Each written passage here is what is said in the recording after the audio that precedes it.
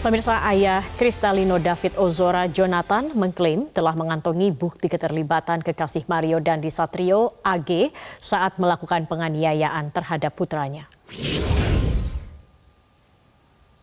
Melalui akun Twitternya, ayah David menuliskan data penguat keterlibatan Agnes sudah lengkap dan telah diserahkan ke LBH Ansor. Jonathan juga menegaskan akan tetap menempuh jalur hukum atas kasus penganiayaan yang membuat putranya David mengalami koma.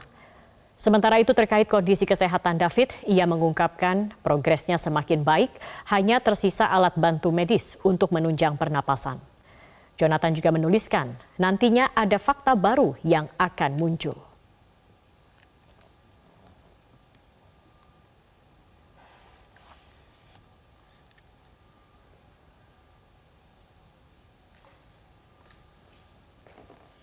Sementara itu, kuasa hukum tersangka Shane Lucas, Happy Sihombing, mengungkap ada relasi kuasa antara kliennya dengan tersangka Mario Dandi. Salah satunya adalah menuruti perintah untuk mengganti plat mobil. Minta plat itu diganti adalah si Sandy. Itu berarti sebelum kejadian Pak dikasih ganti? Iya. Ini udah ganti. Ya, ini menurut orang tuanya ya. Kami nanti akan konfirmasi. Yang mengganti, yang menyuruh, ini ada suruhan dari si Sandy. Sandy. Dendi. Tapi atas suruhan dari si Dendi. Pihak Rumah Sakit Mayapada menyampaikan kondisi terkini kesehatan korban penganiayaan yang dilakukan oleh Mario Dandi kepada David. Pihak rumah sakit melalui tim dokter ICU menyampaikan selama 5 hari ini kondisi David membaik. Saat ini kami sudah bergabung bersama rekan Andromeda Arisal langsung dari Rumah Sakit Mayapada. Andromeda, seperti apa kondisi terkini kesehatan David dan apa update terkini setelah menjalani perawatan intensif?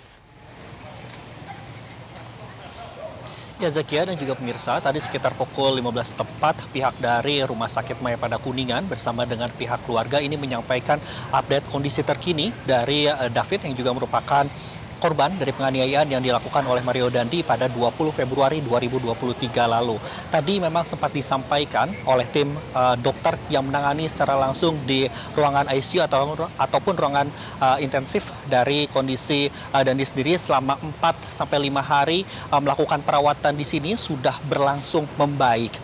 Tadi ada beberapa hal yang disampaikan bahwa pihak rumah sakit ataupun ICU ini menaruh empati dan juga simpati atas kasus ini.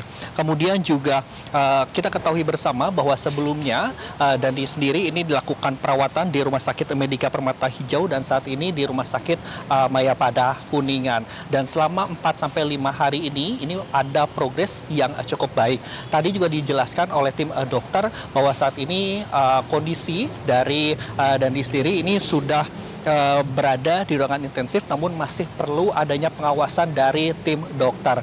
Dan tadi juga dijelaskan tidak memerlukan lagi untuk alat bantu pernafasan ataupun juga ventilator. Tadi ada hal yang cukup menarik terkait dengan kesadaran dari Dandi itu sendiri. Tadi dijelaskan oleh tim dokter yang menangani penyakit dalam bahwasannya ada tingkat kesadaran atau yang dikenal dengan GCS, yaitu adalah Glasgow Coma Scale atau skala yang dipakai untuk tingkat kesadaran. Untuk tingkat kesadaran ini untuk normalnya adalah 15 dan koma ataupun dalam keadaan koma ini 3. Tadi tim dokter sampaikan bahwa untuk tingkat kesadaran dari Dandi itu sendiri berada di angka 5-8.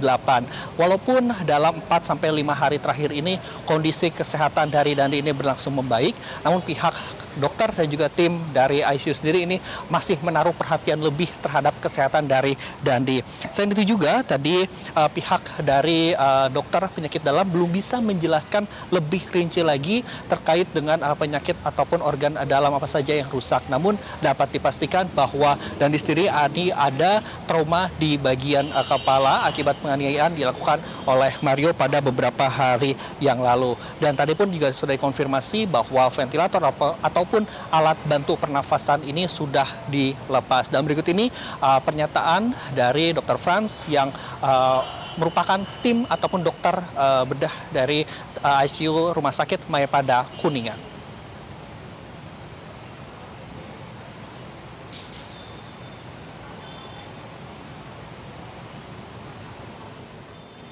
Baik, Andromeda, kemudian bagaimana terkait dengan proses hukum yang berlangsung dari pihak LBH maupun keluarga?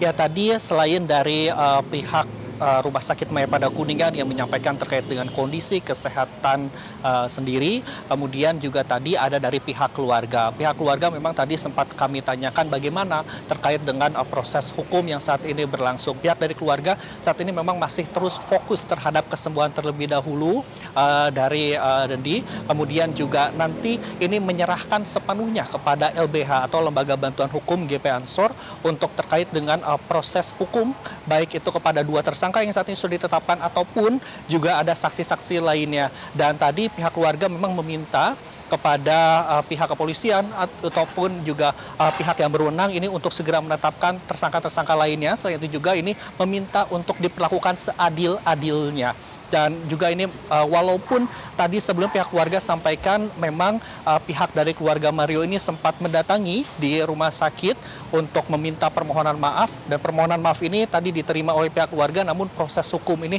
tetap berlanjut. Lalu tadi pun juga sempat kami tanyakan bagaimana terkait dengan perkembangan dari LPSK.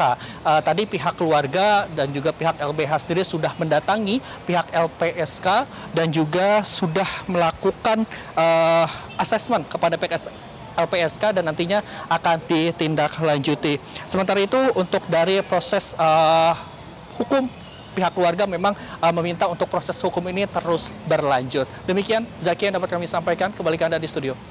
Baik, terima kasih Andromeda Arizal atas laporan Anda.